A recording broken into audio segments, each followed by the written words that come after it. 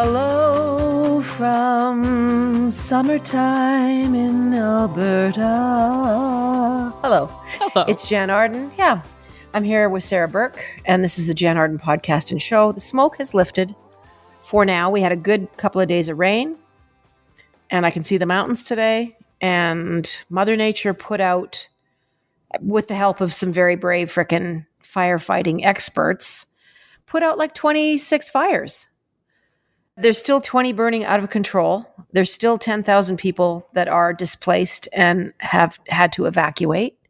Things are looking better. But by God, depending on how the wind blows, it's nuts. Like within an hour, the smoke rolls in and it's dumbfounding. It really is so end of days. Anyway, on to bigger and better things. I want to get an update on what's happening with the wedding. It's getting closer. And has there been any more drama with your sister or the bridesmaids? I love how we're opening with this today. No, I was a week ahead of myself. So it's next weekend. So we have one more show between now and then. Okay. I really wasn't planning discussing this today, but I'll have you know, my sister and she's been very kind to me this week because I am going through a breakup. You are? I am. So she's been really great, like reaching out, which, you know, the week of her wedding, she's got a million things. You just went to Nashville. It's true. You just had like the summertime fun trip to Nashville and eating stuff and seeing music. Yes. What happened, Sarah? Are you not putting out? I'm kidding. No, what's happening? I'm very sorry. No, it's okay. I'm actually in good spirits, but I feel sad for the loss of the relationship, of course, because, you know, this is a person I've been friends with for a really long time. Yeah. I'm hoping that we can get back to that. But, you know, I've been struggling with the amount of time that it takes to be in a long distance relationship. He lives 2 hours away. And it's not that it's that long. You've probably been in longer long distance relationships. All my relationships have been long distance. Yeah. It's really hard. It's hard. I enjoyed the independence, but just the amount of time, like going back and forth. And I was thinking about the summer and the cottage and all these things. And I just realized, like, I don't see the future. I don't see it. And as happy as I've been in the moment, and he's been very supportive, and like, believe me when I say we've had a solid relationship, I know in my heart I don't see the future. So I can't drag someone through that. I can't bring someone to my sister's wedding knowing that I'm feeling that way. I had to make the call. It was kind of itching inside me. And we did have a really great trip in Nashville, and I feel terrible. So, but maybe that was the trip in Nashville going, this isn't sustainable. And this is all that we really have to look forward to is these 2-3 day getaways when we are sleeping in the same bed and nobody has to rush home. Or I'm really sorry. It's so hard. Summertime breakups or springtime breakups. Summer isn't actually till the 20th of June. So I guess we're still in spring. But, you know, it's a grown-up decision, right? I felt like it was selfish to stay in the relationship because it was like status quo. Nothing was wrong. We didn't have a big blowout. It was just a feeling inside that was itching at me. Mm-hmm. So my sister, though, isn't that funny how she stepped up in this time, even though we've had like, you know, kind of an awkward few months? It's really nice. When it comes down to it, you know, your family's your family. Yeah. And sisters, as complicated as they must be, I don't have one. I have 2 brothers. But anyone that I know that has sisters, it's the most complex, up and down, love, hate, revenge, repair, triumph, and tragedy kind of relationship. But when it comes right down to it, there she is. She's standing by you and go, I got you.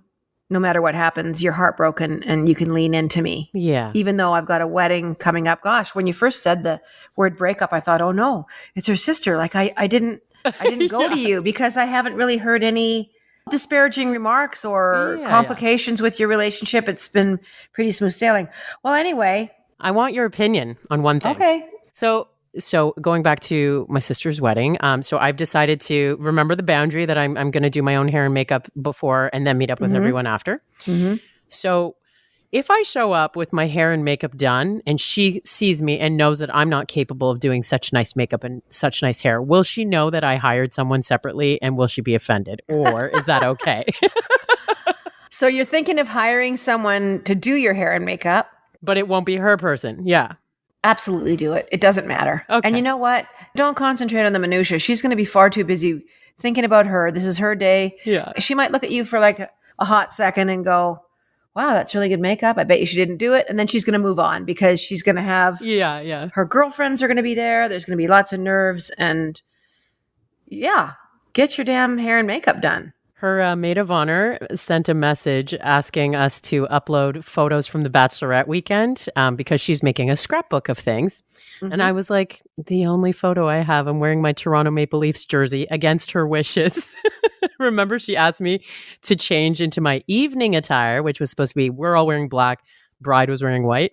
So I'm like, I'm just going to bow out of this one. You rebel, you absolute rebel. Okay, enough about me. I'm in the hot seat here. What's going on with you over there? You just had Cynthia Loist over for a little hangout? Cynthia was here. She was here for 4 nights. We always have a great time. We have lots of laughs. We just buy a bunch of fun drinks from like the grocery store, like new virgin mojitos or just kooky, nutty drinks. And we have that. And we buy a copious amount of chips and just like treat things. But we also like have veggie platters, and Cynthia made a really amazing curry. I made the coconut rice. We sat outside. We went to, she loves a store here called Vespucci. Shout out to Vespucci. It's consignment. I love it because it's the antithesis of fast fashion. It is gently used clothing or very well loved clothing that's been cleaned and hung on the racks. It's designer stuff. And it's, perfect. These clothes should really last another 20, 30, 40, 50 years. Not being part of sort of that Gap mentality where it's so easy to get caught up in 3 t-shirts for $15.99. Right. But then you think, at what human cost is this? And I don't know enough about it to certainly comment at this point, but Vespucci is in Calgary. It's also in Toronto. And it's sort of spelled the way it sounds, Vespucci. The girls are great. There's always a lineup for the dressing rooms. I bought 2 black t-shirts, a black shirt. Everything's black. I love that. I'm not kidding. I don't know how it happened. Tiffany Pratt, if you're listening to this, you'd be so disappointed with me. Is that your stylist? No, she's the queen of color. Tiffany Pratt has been on Project Bakeover. She's an extremely talented interior designer. She is a director. She's a writer. She's an artist. She is the most filled with joy, lovely person. Look her up on the internet and follow her on Instagram because it's filled with pure joy. But anyway, yeah, she was here and then she left and then there was a huge void in my life. That's always the worst when the friends leave, hey? Yeah. Well, I'm just going to share this with you guys because I did Cynthia and Josie's podcast a while ago, and it was about rumors. That was sort of the theme, was about rumors. And the rumor was one of them, Cynthia had various people coming up to her. This is years ago. Okay. So everyone keep that in mind. And the rumor was, are you seeing Jann? Is Jann your girlfriend? She heard that rumor. I'm like, what? And I was just like, really taken aback. And I'm like, well, hubba, like not such a bad girlfriend to have, if you're asking me. She's a hottie. So fast forward. Anyway, we talked about that on Unmentionables, their podcast. Little shout out to Unmentionables. So we're sitting out having tea on my side deck and we're watching the river going by. And she goes, did I ever tell you that Jason asked me? That's her husband. Yeah. Jason, her partner. I don't know if they're legally married, but they've been together for over 20 years. He said, if you're sleeping with Jann, I don't want to know about it. I spit my tea out across my dog's head. I'm like, you're just telling me this now? And I love Jason. Like I have a low-grade crush on Jason. He's very handsome. He's my size. He's not like a huge muscle building guy. He's like really fit. He's beautiful. And he's artistic. Anyway, so I'm thinking of all the millions of times that I've been sitting at their house having sushi or having dinner and they're having tea afterwards or they're having a glass of wine and we're just having these great conversations. And this whole time over all these years, now I'm thinking to myself, if you're sleeping with Jann, I don't want to hear about it. Oh my God. That's so funny. So Cynthia Loist, oh my God, we laughed. She laughed her head off. She goes, no, he was really like, it was way back in the day. It was like, it was before. I'm like, before what? I've only known you for like 10 years. Anyway. So funny.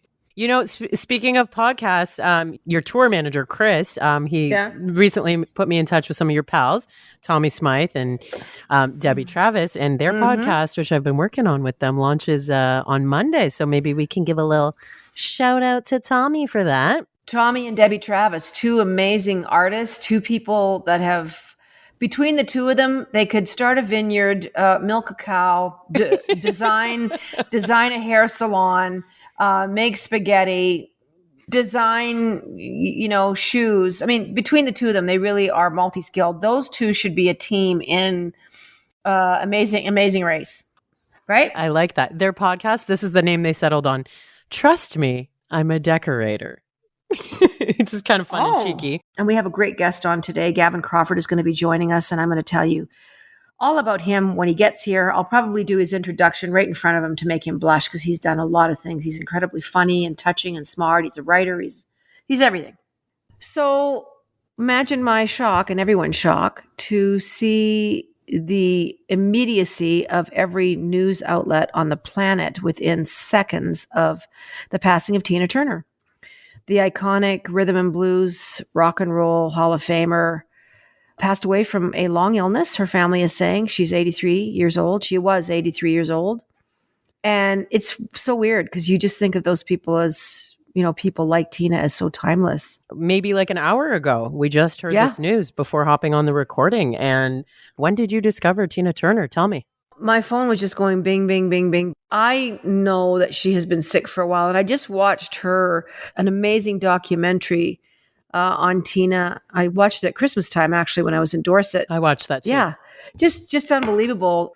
Obviously her early years with Ike Turner are very well documented. The abuse and, just what she endured, being with him and how she not only survived that, but obviously went on quite late in life, like in her late 30s and 40s when the Tina Turner wig went on her head. And she came out with that album that just flipped the world upside down. Private Dancer. Yeah, Private Dancer. I mean, I remember hearing What's Love Got to Do with It just on, pop radio here in Calgary, just driving down the road. And I was this, white kid from the prairies. I really didn't know a lot about Tina Turner. And when she hit mainstream radio here in the prairies, that What's Love Got to Do with It, jam. My hair stood up on my arms. And of course, I ran out and got the album from the Calgary Co-op. And I think, it was every dime that I had scraped together to get this album. But I just played it over and over and over again. And I just remember her jeans. I thought, I wish I had jeans like that and a little waist with a belt and that white shirt. And just the rebranding of Tina Turner from this R&B star to, someone who went on to change the face of women in rock and roll, and the amount of respect that she had. It's amazing. Bryan Adams, another guy that's had an amazing career, when he did that duet, It's Only Love with Tina, I was just like, God, that's a Canadian guy singing, yeah, It's Only Love with Tina frickin' Turner. Anyway, and then of course Mad Max came along and the song Simply the Best came along, and there's so many, Thunderdome, the stuff that she's left behind. I'm just rambling right now, but it's always a bummer when somebody goes. I sent you a screenshot of this. This is one thing that completely blows me away. She was the oldest woman at the time to land a #1 single at the age of 44. Mm-hmm. How hard that is at any age. Yeah, 44. That's what I mean. Like when she got new management and when the wig went on and those little jean jackets that she had, and it was just like, it's never too late to reimagine yourself and that's the message. To rise from, the ashes. I think everywhere she went, even in the beginning of her career, obviously with Ike, he knew she was his ticket, and they were trying to write music for Little Richard, and then she comes along and they're like, this is our Little Richard. Isn't that crazy? Yeah. And a life well lived. I love that she went to Switzerland. I'm sure she was able to live there with very little fanfare. literally. Just like a peaceful life. And just be herself. I almost got a chance to see her Broadway show, Okay. Tina. And I remember her doing a bit of press about that. And the young woman that portrayed Tina, there was pictures with her standing next to her at the debut of this show. It was a number of years ago, but I wonder if that will get a big push again, and we'll be able to see more of that. And another thing that like really stands out about her career, especially from the documentary, how long she actually wanted to leave Ike and do her own thing, and the courage it finally took. Like that process took her a really long time. And when she covered the CCR tune, which tune am I thinking of? Remind me. Proud Mary? She was talking about how even with the content of the song from CCR, how she was going over what was going on in her head because of Ike and the relationship. And she felt sort of caged in that same way as per what CCR was singing about. And there's a lot of courage there, especially when you feel like someone else is responsible for your fame. So that was 1971. For anyone who's been in an abusive relationship, or for anyone looking to reinvent yourself, look no further than the inspiration of Tina's story. Speaking of, I don't know if you saw this. So I sent you a link to our little playlist we've been working on. Our summer playlist. Jann's Summer Jams. We're working on something with the iHeartRadio team. So stay tuned, because we're going to let you guys suggest songs for it too. And in the meantime, send us a DM, send us a voice note. We'll add to the list. Funny, I put a bunch of Tina Turner on there last night. Did you notice that? I did. I'm really loving let me just tell you a few songs on our summer jams. Brandy, of course, which I was singing last week. Heart of Glass, iconic Blondie song. Physical, Olivia Newton-John, Hopelessly Devoted to You. Anything from Grease. Summer Breeze, Seals and Crofts. Big in Japan. You had the Tom Waits version down, but I was thinking Alphaville. The Alphaville, Big in Japan. Like, I'm going, did Tom Waits do, what the hell did he do? This is what's hilarious about the generations between us. Like, I'm sitting there, I'm like, I feel like it's weird that Jann wants to put a Tom Waits song on here, but okay. Yeah, it's funny. Alphaville. When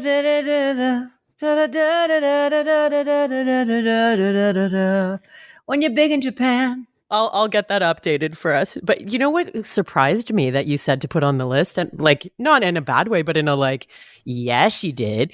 You're like Blue Oyster Cult. Don't Fear the Reaper. Well, yeah, I mean, Blue Oyster Cult is, who knows what that song's about? I have literally no idea what that song is about. The fear of death. I'm not sure. But anyway, our list is getting so fun. Like right now, I can just click onto this and I'm just jamming out in my house for sure. It's absolutely Jann's Summer Jams. So yes, please send us your requests for the list, and we'll keep adding to it. And as soon as we've got you a link for the iHeartRadio app to listen to the list, we'll put it out. Yeah, that'd be great. Moving on, this is one of those shows that's going to have a million topics, because there's, at any one point in the world, there's a lot going on. Bring it on. Presently, the Alberta election is happening. Mm-hmm. So early voting just started yesterday. I went in and cast my vote. There was no lineup. It was very peaceful and very quiet. I don't know what I expected. You were pre-voting, weren't you? I was pre-voting. I'm pre-voting. They have, and shout out to all the volunteers, the people that are at the polling stations and doing all that stuff. It's pretty impressive, the hundreds and hundreds of people that are needed to make these votes fair. And I have not missed a day voting since I was 18 years old. I got my little voter card in the mail today that I just checked before I came upstairs here, because we have a Toronto by-election coming up. You know, the whole John Tory thing. Mm-hmm. So, yeah. I guess we're allowed to talk about politics on iHeartRadio, aren't we? Just in our own way. In our own way. I mean, I have my very huge opinions about things, and I'm very vocal on Twitter. We love that. And I'm still driving by the signs, the NDP signs that have been adorned with penises and swastikas and, things like that are just so childish. I think I mentioned something about it on Twitter, and I had this guy write me back. He goes, their own party did that to their own signs. Lady, wake up. I'm like, oh my God. Come on. What have you been in your grandmother's basement for so long that you've just lost touch completely with reality? I don't worry about any backlash from these conversations because I know those people don't even listen to this podcast. So really, Yeah, there's people laughing along with us for sure. I think the point here, though, is if Jann Arden, who has a very busy schedule and is always on the road, has time to figure out how to vote, then anyone can. yeah. That's what I think. And it's important. My ballot took a couple of times to go through because you just put a little black, you fill in the little tiny circle. They give you a Sharpie and you just touch that circle. And then it goes into this machine and it scans it and then it sucks the ballot in. And then it's really quite interesting. But the first 2 times I was rejected. He's like, you might have to go do it again. And I'm like, I don't know if that's. I thought it was an X. It's a dot. The X has gone the way of the rotary phone. When you walk in there, I got to ask, are they like, oh my God, it's Jann Arden? A little bit. I think they're just looking at me like, oh, cool, she's voting. I went with my friend Nadine's husband, Dave, and he told me that he was just going to cancel me out. So we know what that means. I said to him, I'll give you $20 to lean my way. And there was a few laughs and I'm like, I probably shouldn't be talking like that. He goes, 32. I said, I don't have 32. I have a $20 bill. He goes, no, it's not going to happen. So anyway, yeah, go and vote. Vote, vote, vote. Be heard. That's what democracy is all about. You're listening to the Jann Arden podcast and show. We're going to be right back with our very special guest, Gavin Crawford, and his new podcast, Let's Not Be Kidding. We're going to tell you all about that when we come back.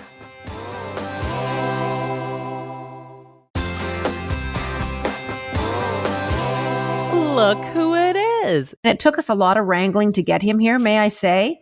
You know, he's one of Canada's A-list stars, and we went to so many great lengths to track this man down and to find a moment to speak to him.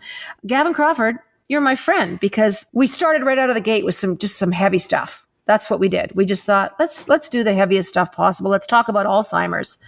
You probably know Gavin from This Hour Has 22 Minutes, Because News on CBC Radio, or the comedy panel show, however you want to perceive that. It's many things. I love that show. I listen to it all the time, and I've actually sent Gavin little notes. I've snuck into his DMs to say, I really effing love your show. Recently, he has launched a podcast, a brilliant podcast that is going to help a lot of people. It's going to make you feel better about any issues you're going through with memory loss, Alzheimer's, dementia, that whole shit show that goes on with the people that we love. And it's called Let's Not Be Kidding. And it's on CBC Listen or everywhere you get your podcasts. Welcome, Gavin. I could go on and on and on about stuff. So where did this all start? Let's not be kidding. I mean, did you just sit down and go, oh, this is the most unfunny thing in the world, and I'm going to do a podcast about it? I mean, yeah, in a little bit of a way. I mean, when you have entertainer brain, you're, it's the worst thing that can happen in one way, but also you're just going through this sort of shitstorm and then trying to pick out the corn out of your teeth. So you're trying to find anything that keeps you going. And you and I mean, you were a sort of a big part of it and a large inspiration for me for doing the podcast because we had been texting back and forth and you had been pretty public about what was going on with your mom and your parents, and I was fortunate enough to know you enough to be able to slide into your DMs and be like, this is seeming really bad. I'm not sure how to navigate this, and, you could just text back funny things like it's a shit burger, it's a beyond shit burger, and make me feel better about it. And so I just kind of sort of started compiling the little sort of weird and bizarre things. And I was like, I want to tell someone about this, but how do you tell people this? Because I found even in my own family, I have 4 siblings, but we didn't really talk about it. We sort of dealt with what was going on. We didn't really trade stories about what was going on. I don't know if it was too close or whatever. And then I think the main impetus was I had started to forget what my mom was like when she was my cool mom, because I was so focused on this new lady, and it was making me mad. And so I was I have to put this somewhere. And then CBC kind of approached me and was like, do you have any ideas for a podcast? And I was like, I love talking about musicals. And then they were they're like, no. But then I had written down this story about just the time that my mom had just decided that Kyle, my husband, had invented the Christmas tree. When did it start? I don't know, because I think we missed it for like the first 4 years. I think it started 4 years before we realized it was on. From when we were aware to the end was probably about 10 years. But she had a stem cell transplant before that. So any forgetfulness, my mom's tricky. She'd just be like, oh, chemo brain, you know. She had a backup plan. She had a trick to be, and oh God, she was tricky. Like she came to Because News like well into when she sometimes didn't know who I was anymore. And I prepped the producers and I'm like, hey, my mom's coming. She might not know who you are. Like, you know, this is going on. It's fine. She walks right up to my producer, Liz, like, it's great to see you again. Like, no specifics, but like, not one single person. Everyone was like, are you insane? Your mom seems fine. I'm going to start using that at parties. So good to see you, person that I don't know your name of. Did you do something with your hair? I've been doing that for years. I'm like, didn't we have so much fun? So Gavin just touched on anger. You know, because that's something I don't understand. I've never gone through this with a family member or anything. How did you guys both navigate the anger? I mean, badly at first. Probably a little bit too jokily for me, because the thing that made me the most angry is like there's a period where my mother repeated the same thing every 4 minutes, like literally every 4 minutes for the whole day, because she did not like quiet. So every time there was a lull in the conversation, she would be like, do you know the Birch Girls? And then it's off to the races again. And I would just be like, didn't they join the army or something? Go fight in Croatia? And, you know, she'd be like, no, tell me the real story that I'd heard 1,000 times. But it did start to get like very, very frustrating. You learn tricks and you learn not to be the police. You learn not to correct. Yeah. My dad was the worst. Like, she would be like, oh, I don't know if you know my son, Gavin. And my dad would be like, Jesus, Donna, that is Gavin. He's sitting right there. You've got 5 kids, you know? And I'm like, Dad, ixnay on the yelling, yay. Like, she doesn't know. And then my mom, like very typical my mom fashion, would just like roll her eyes and be like, ha, I have 5 kids with this body? Well.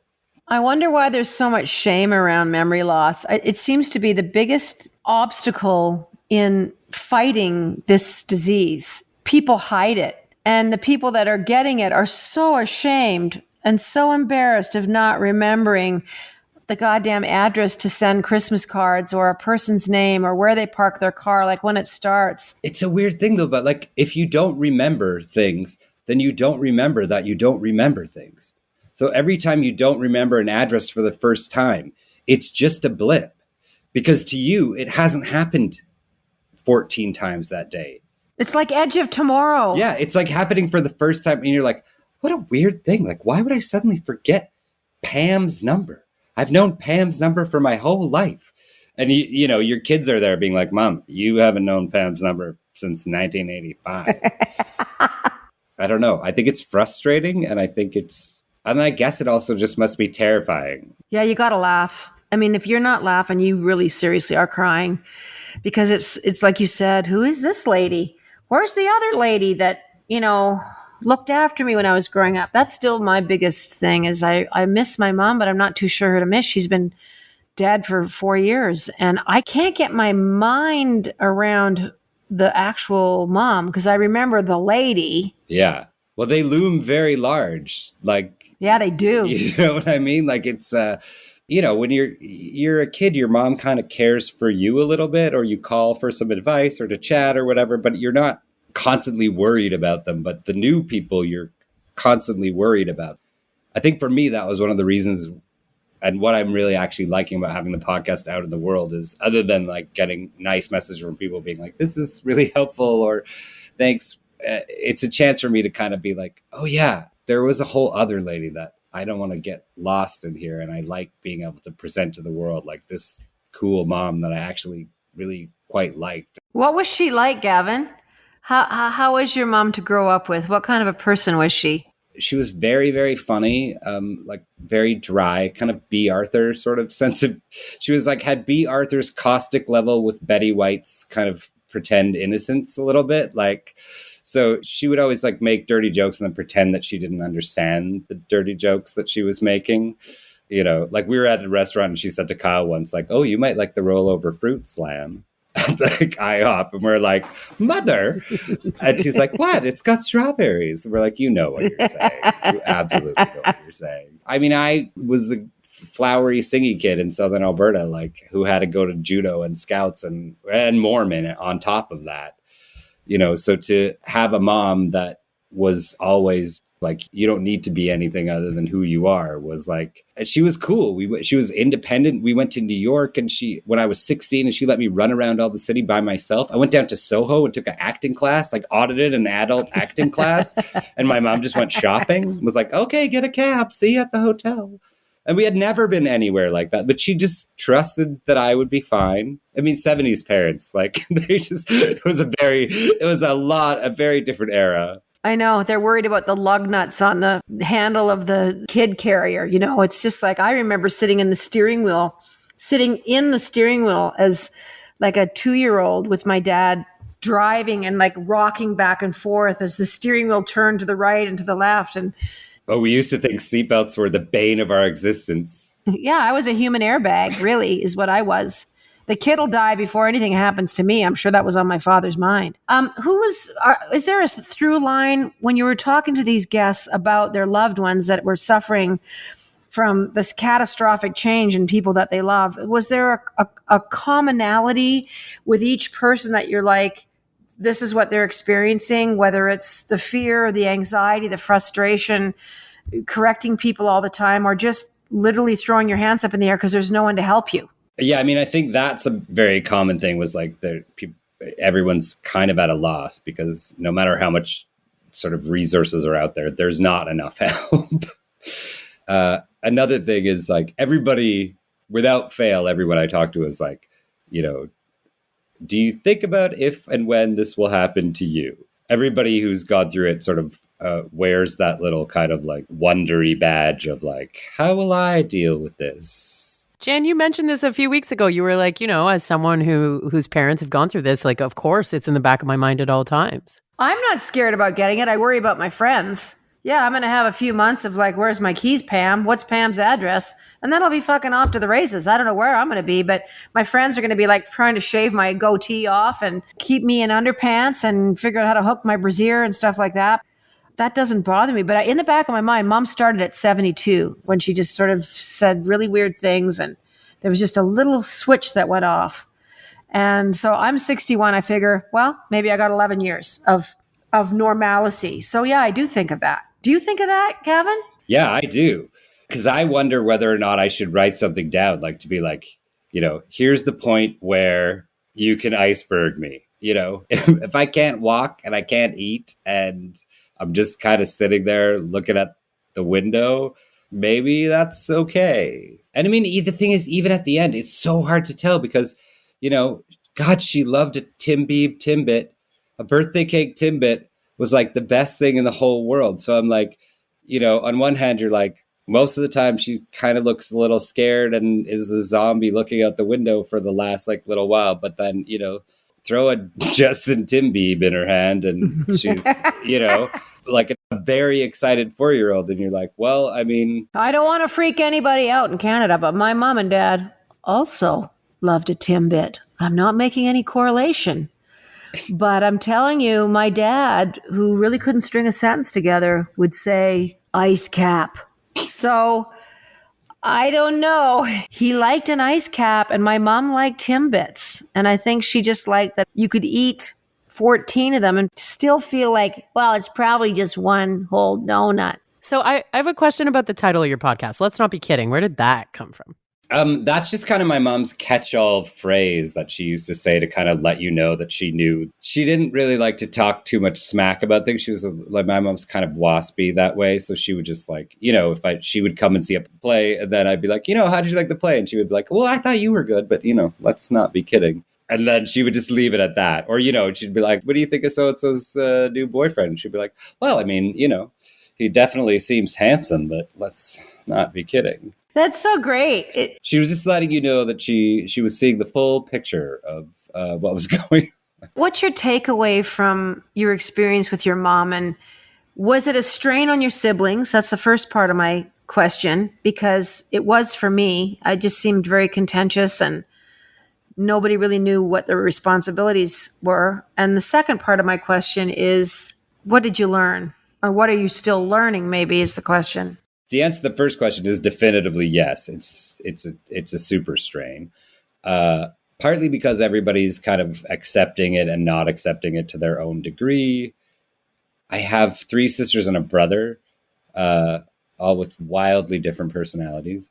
I kind of tried to alter my relationship with my mom when I knew this was going through, and just kind of like don't lay any problems at her feet, whereas some of my siblings would be sort of treating it as if it was normal mom. And then that really seemed to exacerbate things. Like, stop telling mom your problems. Like, tell me them or something else. Like, I'll listen. It was definitely a bit contentious. Yeah. There's 5 of us, and my mom got to the point where she would confuse one of us with the other one. And my siblings didn't like that very much. Yeah. She gave all of my sister's cutlery to the Salvation Army one day while my sister was at work. Oh, God. She went through the drawers and boxed all of her cutlery up. Well, who's going to need this? Yeah, and everything. She came home and there wasn't a fork in the house. It was very funny. I gave it to the Sally Ann. Why is it just sitting in the drawer, going to waste? I don't know. What have I learned, really? Maybe as far as the depth of your compassion and understanding and patience and all those things. I mean, I'm sure you are a changed person from the experience. It's scary as hell. I've learned that Kyle is much more patient than I am. That's what I've learned. Yay, Kyle! I've also learned that I have an incredible ability to disassociate and just good one, helpful. I can put myself in show must go on mode very easily and be like, I'm going to cry about this later. I still haven't really cried about it. I think I've learned how to cry properly. Instead of bottling it up, I now know to just put on like the saddest Andrew Lloyd Webber song, or like who sings that Manchester, that Don't Cry Out Loud. Don't cry out loud. My trick is that when I feel like crying, I start crying and then I start to sing like one of those kind of songs and like cry through it so hard that it starts making me laugh, because it's so absurd to be like, don't cry out loud. And like when you try and power through and still sing, but just let the crying come, it starts to become so funny and then you feel a lot better. Yeah. It's a very fine line. Someone left the cake out in the rain is quite good too. Yeah, exactly. Someone left the cake out in the rain. I don't think that I can take it. Because by the time you get there, you're like, no, the rest of it. It's the same muscle. So I just exercise both of them at the same time. And then I'm just like, I turn one into the other and it makes me feel a lot better. I mean, what else I've learned is it's not your fault that you can't do enough. Yes. Frickin' man. It's not your fault. It's nothing you did. And you're doing the best you can, even when you're fucking it up. Everyone feels like if I had a little more money, I could find a better care place. If I just had this, I'd be able to be there all the time. I wouldn't have to put them in this horrible place. Miss Peregrine's Home for Wayward Ladies. It's not because you feel like a Roald Dahl villain no matter what you do. Like you feel like you're just dropping them off at a place and there's just a Miss Trunchbull in the background being like, we'll take good care of your mother. You're like waiting. As soon as you drive around the corner, they're going to be like, all right, push-ups, ladies, let's go. I always imagine what Mom did. She was only in the memory center for 8 months. And she always said, well, Dad bought this building. Look how the city's come up around us. I could see her getting a little lemon square and a small juice off of the utility tray. And she'd say something horrifically out of personality for her here. Like she'd call the guy giving her the tea, the bastard. You bastard. And she'd eat her square, and I'd be looking back at her like going, what did you say? And he'd be going, don't worry about it. Your mom's great. Don't worry. That bastard. I'm like, who is this? It was so crazy. Once we were at Thanksgiving, and my mother, who just like always loved kids, all kids, was the kindest person.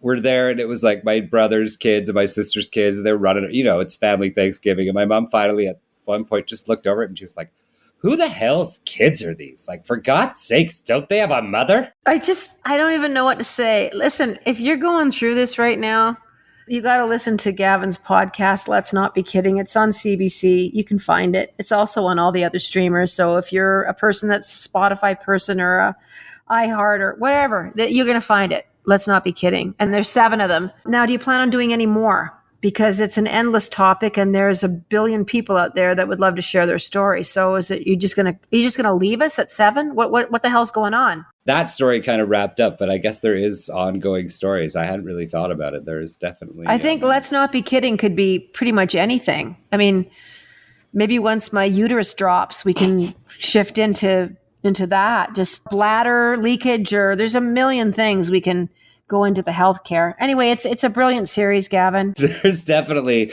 things we can find to kid about that we shouldn't. Find a way to laugh, but you are a really extraordinary interviewer, for one thing. I love doing it with you. If you're just joining us, not doing it with Gavin, speaking with Gavin. It's also fun. It's a brilliant series, and it's a really important thing to be talking about. You have to laugh, but it's so hard and it's so sad that it really takes your breath away sometimes. I know lying in my bed sometimes at night, I was just like, holy shit. How do I unwind this, or how do we go back? And there's no going back. But thanks for tackling something, especially for men. I think it's really, there's a point here that you're doing this. It's not, this women's group from Balzac. It's Gavin Crawford, and you have a profile and you have this star power, and it's a very vulnerable place to put yourself in. So thanks for that. It is hard for people to talk about. And you're right. It is, knowing just from my dad, it's, I think, very hard maybe for men to talk about men.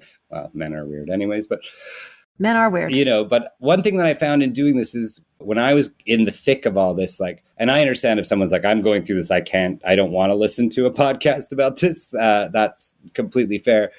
I couldn't watch any fictional things about it. Like, I couldn't watch The Father or Away from Her. Any of those things, I was like, nope, I can't. It's not for me. It just leans into the sadness too much, or the drama. But real people talking about their real experiences, I could actually hear. And that would actually help in a way that, like, watching a fictional. So I think that's why I sort of decided to be like, try to go like a little bit more real about it. Yeah. Figure out what the next part of Let's Not Be Kidding is going to be, because I'm all over it. Thank you from my little heart. It was very comforting to talk to somebody about this stuff. Everything you say on it is amazing and funny, and we're very grateful to have had you. Okay, everybody, Gavin Crawford, you know where to find him. Listen to the podcast. We're going to have all the links, and we'll have some pictures. We'll put up some really nice photos of Gavin that you can print off and frame and have in your bedroom. Thank you, Gavin, for being on the Jann Arden podcast and show. Thank you for having me. It was great being had. Isn't that what they say? Isn't that one of the... Are you going out to vote now, or did you already vote? I voted for the NDP. I don't give a shit if that's not fashionable to say. I voted for Rachel Notley and her team. It's very exciting to have an election in Alberta where you actually could go to bed not knowing the outcome. I know. It's probably the first time in 50 years. Because it was always like, and the winner is, we knew who it was going to be. Peter Lougheed. Oh, God. He got all the votes but 3. And they were people that were living in Canmore at the time and didn't know what they couldn't read. Even the weird NDP anomaly year wasn't that exciting because you kind of saw, like, the writing was on the wall and everyone knew that it was going that way. But this time it's like I'm literally on pins and needles. I'm like, I don't know what's going to happen. My favorite thing is, though, whatever happens, my dad has to vote for a woman. Ooh. This time, probably ever. That is a true point. And that probably is history making right then and there, is that we've got women. So we are inching forward, ladies and gentlemen. We're inching forward. But boy, could 2 more different women be at the helm of their respective parties. And I guess at the end of the day, folks, just voting, it's a democracy. And believe it or not, whoever wins, I'm not going to whine about it. I'm not going to go off on it. I'm going to try and participate in my society, in my community. And I live here. I haven't moved. I haven't left. Alberta's strong. Alberta's wonderful. I like it. Alberta's strong. Our guest today, of course, the indelible Gavin Crawford. He was so great on This Hour Has 22 Minutes, but he's fantastic on Let's Not Be Kidding. We will see you guys next time. Sarah, we look forward to wedding updates. We're sorry for what you're going through right now. I am. And thanks for sharing that with us.